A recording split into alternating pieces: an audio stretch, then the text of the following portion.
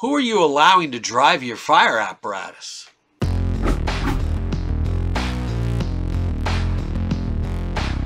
Hey, this is Billy Goldfeder answering some questions from you as part of the What's Your Problem series hosted by FireRescue1.com and Lexipol. And here's today's question.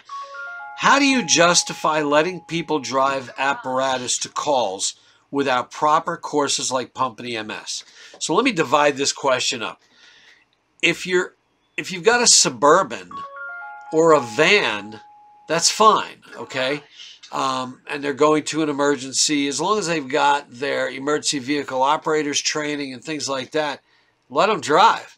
However, if you're talking about allowing somebody to drive a pumper to a call without proper training, such as pump training, the answer should be no. Either you're a fire department or you're not. Well, they're just going on an emergency. Yeah, so they get there, and on their way back, you have a fire call. Now, what are you going to do? Who's going to operate the pump? The driver operates the pump, right?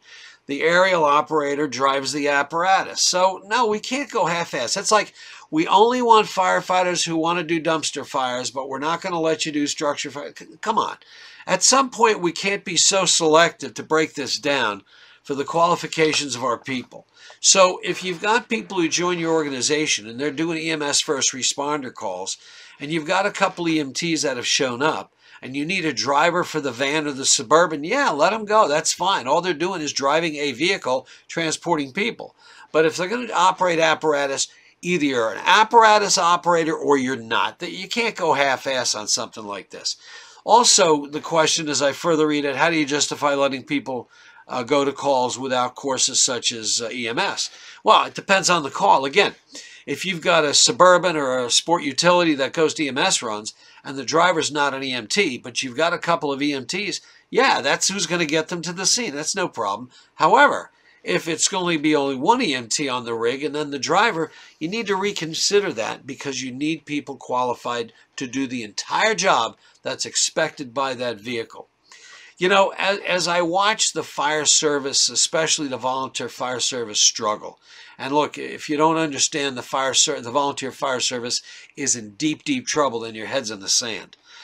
We cannot, let me rephrase it, we can make certain accommodations for people.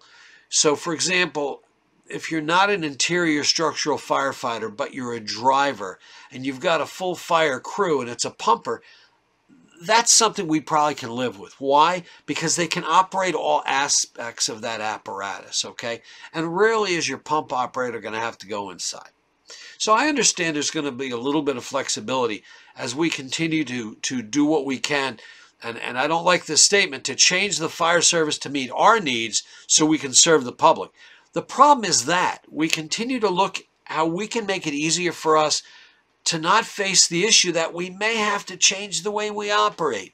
We may have to have inside staffing. In other words, you're a volunteer, you're going to have to do duty crews in quarters. Or you're a volunteer, you're going to have to start working part-time in quarters, and we're going to pay you. Or we're going to have to hire some career people.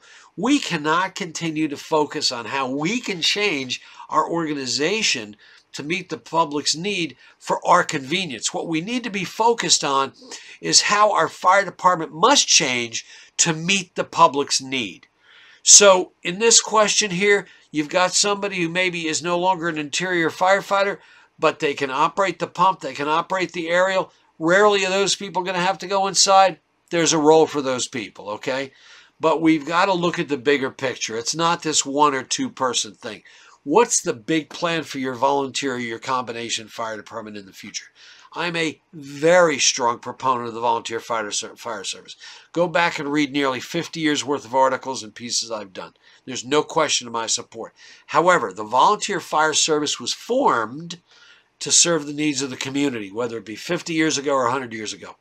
As communities have changed, we have to change to meet those needs. And sometimes those changes are just not that comfortable.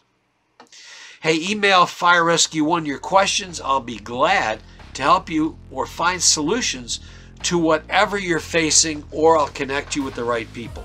Hope you and your family are doing well. I look forward to talking to you soon, and I hope to hear from you.